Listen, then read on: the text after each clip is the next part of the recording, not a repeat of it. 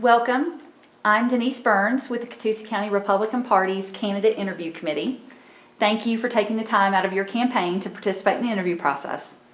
We have extended this invitation to all candidates in this race for the purpose of aiding the voters in making their decision. This video will appear on the Catoosa County Republican Party webpage. Every effort will be made to maintain this interview exclusively on that site. The interview will be shown in its entirety. For the interview, we will be asking around 15 questions but can offer no prompting. There are no right or wrong answers, only your answers. We ask each candidate the same questions. Please introduce yourself and state the position that you're running for. My name is Jeff Holcomb. I'm running for the Office of State Representative, District 3. Thank you. We'll go ahead and get started with the questions. Okay. What does being a Republican mean to you? Basically, being a Republican means that you share conservative values with your counterparts, and as opposed to the Democrats who have a more liberal platform. It means smaller government, less taxes, more efficiency. Less taxes. If you have less tax revenue, you have to operate with more efficiency. And it means, as well as fiscal conservatism, it means social conservatism. And I'm a social conservative as well. I'll do all that I can to protect the rights of the religious freedoms of our pastors and people who choose not to partake in the liberal agenda that's been imposed upon them by the courts of this land. Do you believe that HB 757, the Religious Liberty Bill, serves to enhance or infringe on individual liberty and property rights? I'm sorry. Do you support the governor's veto? I do not support the governor's veto.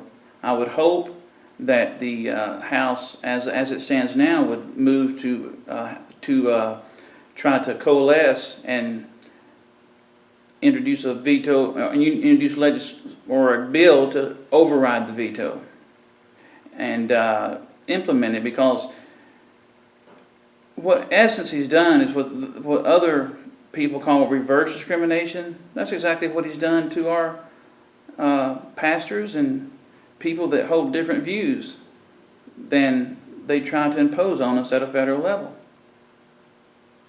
House Bill 751, the fiscal year 2017 budget, is set by a revenue estimate of $23.7 billion, an increase of $673.9 million, or 2.9%, over the amended fiscal year 2016 budget. Would you vote for any budget that is larger than the previous year's budget? My answer to that, on its face, would be no, and this is why. You just said it increased from the amended. If it's amended, I promise you it was amended upward. It was not amended downward. They did not say, oh, we have too much money this year, let's cut it. They did not do that. They amended it to make it larger. Now they're making it larger again. There's an ever-expanding role in government in our lives, and that is a basic violation of the constitutional intent that our founding fathers established. So I am absolutely against that. I believe we should cut government and take any excess funds, put them in reserve funds, so that when hard times come upon us, we can draw from that rather than raise people's taxes as they consistently do. Yet they call themselves conservatives. Would you support the repeal of Georgia's participation in Common Core? Absolutely. I was researching Common Core, and I was noticing that one of the statements made by a foreign leader was that it will get everybody on board with the international norms and bring us up to that level. I hate to tell everyone this, but we're one of the youngest nations in the world, and we've far exceeded every nation in the world. Not only far exceeded, but the most powerful nation ever in the history of creation. But yet we want to conform to their norms? I don't think so. Do you believe that the state of Georgia should have a state income tax or abolish it, such as neighboring states like Tennessee? I think after I looked over the budget and saw all the administrative positions and all the raises that are tax money, and all the useless programs, and then look at the potential useless programs they're trying to establish, like regional supervisors, if I'm not mistaken, that's what it said. We should not have a state income tax. Our economy is strong enough, it's stronger than Tennessee's, to generate all the revenue we need based on a sales tax or other type of revenues. We could abolish it and be stronger because we would bring in more business, and I think it's just a way for politicians to have money to spend on pet projects to send back to their districts to look good so they can get reelected. That is my view. Would you sponsor or support a constitutional carry bill that would allow any law-abiding citizen to conceal carry? I think there's already been a bill that's been passed by our founding fathers and ratified by the colonies, that called the Second Amendment, that already gives us that right. However, we have the right to restrict that if someone's a convicted violent felon. They don't need to have a gun if they've already shown a propensity to kill people. They need to be in prison. Instead of letting people that kill people out of prison, they should be in prison, and law-abiding citizens should be able to own a gun and carry that gun, and their permit is the Second Amendment.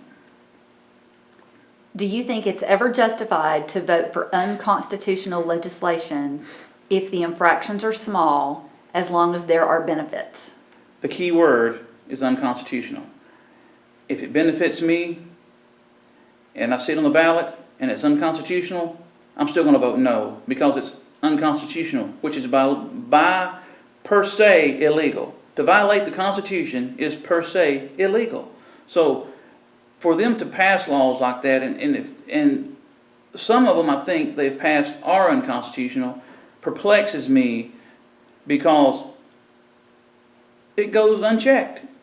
If a bill is passed into law that is unconstitutional, the Supreme Court will overlook many of those. But yet they'll take some other ones and create a constitutional right that never existed.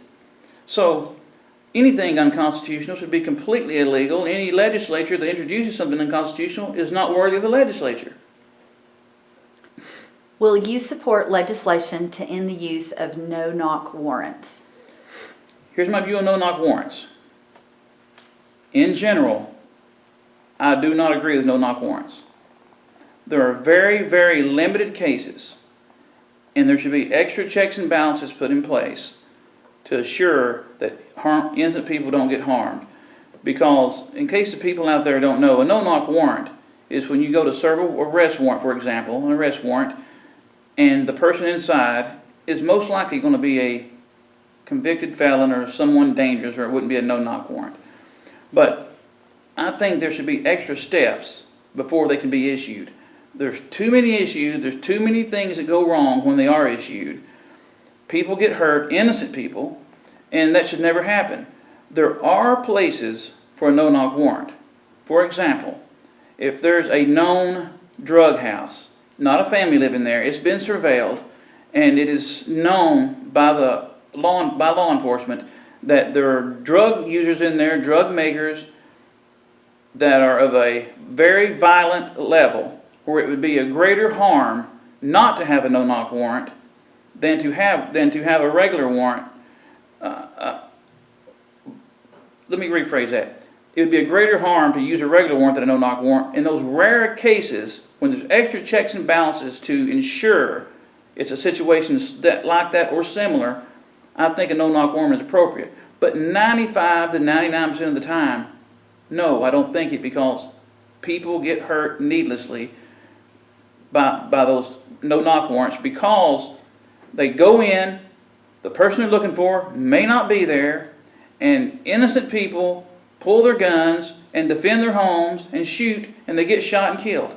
If someone breaks my door down, and I don't know who it is, they will probably be shot, or I'll be shot one, because I keep a gun everywhere.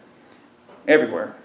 So if I'm by the front door, there's a gun near me. If I'm in the kitchen, there's a gun near me. If I'm in my bedroom, there's a gun near me. So if someone breaks my door down, they're getting shot. And another aspect of that, there's a second prong to that I want to add. Look the statistics up on how many warrants have been served on the wrong address. I know of, personally, as a law enforcement officer, I know of law enforcement officers that have went and served warrants, not no-knock warrants, but warrants, on the wrong address. Now, what if that was a no-knock warrant they just served? Let's think about that. That's why it should be in the most extreme cases, and then there should be extra due diligence involved before one can be served. That's my view. Would you stand against House leadership or sponsor legislation that cut waste, enhanced individual liberty, or lowered taxes, even if you stood alone? Absolutely. I think it's my moral obligation if I'm elected to do that, because I've looked over the Georgia budget. I downloaded the entire most recent budget on my computer, and I went over line by line. It's huge, huge. I didn't get through all of it, but I looked at enough of it to see there's so much waste there. Incredible waste. So I think there's too much spending. They don't need any more money. They need to cut taxes. They need to cut spending and stay out of people's lives. In a House, Senate, and governor's office that is controlled by Republicans, do you think our party's platform has been reflected in their accomplishments? No, and I'll tell you why. I don't remember when this term originated, but there's a term called RINO, R-I-N-O, Republican in name only. And I noticed that a lot of people that were Democrats from way back when I was a child, and this is my hometown, were all Democrats. Now they're Republicans. So I don't think that people suddenly change their values. I think people suddenly change their affiliations that would get them elected. That's what I think. So I think we need to elect people that are true constitutional conservatives, that have a proven track record of being a true constitutional conservative.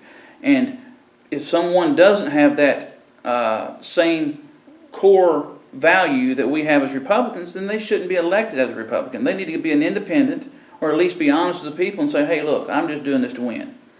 But that's not going to happen, we all know. What are your thoughts on taking federal money to expand Medicaid, including the use of government waivers? Okay, here's the way I view that.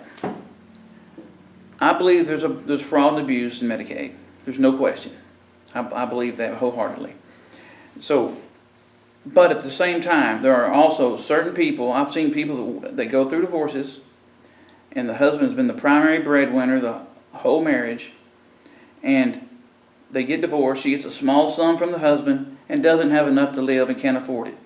I do not believe we should allow people to be sick and lay at home. It reminds me of when I was a child. I had an earache.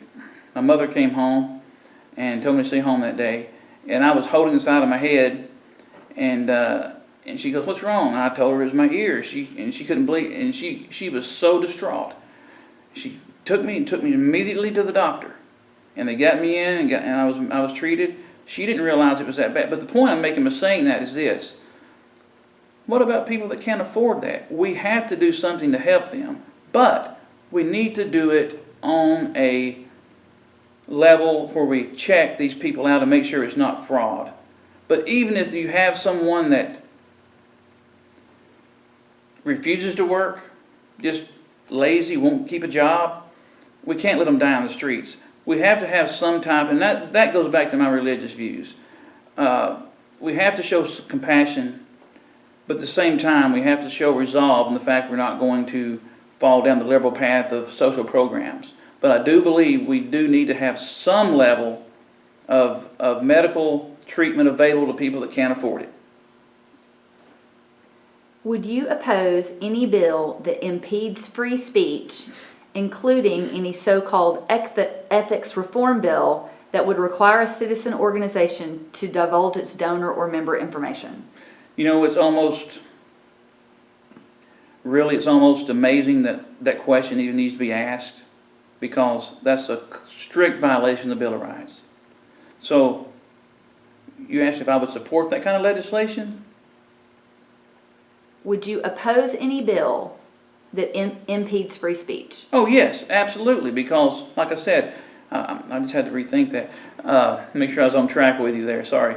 If it impedes free speech, it's violating the Bill of Rights. And if you violate the Bill of Rights, you're violating the federal highest law of the land. So the people that pass bills to violate the Constitution that guarantees our free speech, they should be automatically kicked out of office. That's my opinion. I mean, that will probably never happen, but maybe Georgia could move and do something reasonable for a change. That's what the law provides, is everything's looked at objectively from a reasonable, prudent person perspective. Would a reasonable, prudent person think that a legislature or a person in office should be able to pass a law that violates our Constitution? I think no. So those people need to go, and that's why I'm running. Would you support legislation that would end policing for profit, require charges be filed before any assets are seized by law enforcement, and ensure that property is returned if charges are dropped or the suspect is acquitted? Yes, and I'll tell you why. As a career law enforcement officer, we take an oath to honor the Constitution of the United States and the Constitution of the state of Georgia. To take property, and then if a person's acquitted, what right do we have to take his property? That's totally and utterly absurd. Property should not be converted, period, from one to another in any way, shape, manner, or form unless there's a conviction had and that property is material to the crime of the conviction. I don't think you should be able to just take people's things, because most people that commit crimes, they may have family members that are totally innocent. They may have family members that know nothing of it. I've arrested many people over my years as a law enforcement officer, and I promise you, their spouse or their brother who was part owner of his vehicle or whatever it may be did not have any idea they were involved in criminal activity. So I think that in itself is unconstitutional unless it can be proven to be a fruit of a crime and therefore falls under the purview of police seizure in that respect. Do you support or will you actively work to abolish what is commonly known as regionalism, an unelected council that presides over one of 12 regions that is appointed by the governor, lieutenant governor, or speaker of the House of Representatives? Well, what you're basically saying, when I oppose expanding government so that our government can be our big brother to even a larger extent than it is, that will cost us more tax dollars to babysit us. No, I would never support that. Ever. I think that's the most utterly ridiculous bill or proposition that I've ever heard. I do not need someone at a regional level looking over me. I'm fully capable of that myself. And I think more things should, it's just like the states get mad because they say Washington's always imposing mandates on them. Well, communities get mad because Atlanta's always imposing mandates on us.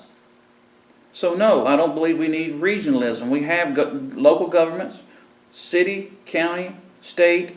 We don't need anything else. That's an expansion of government that violates every principle of the Republican Party platform. So I would absolutely oppose that.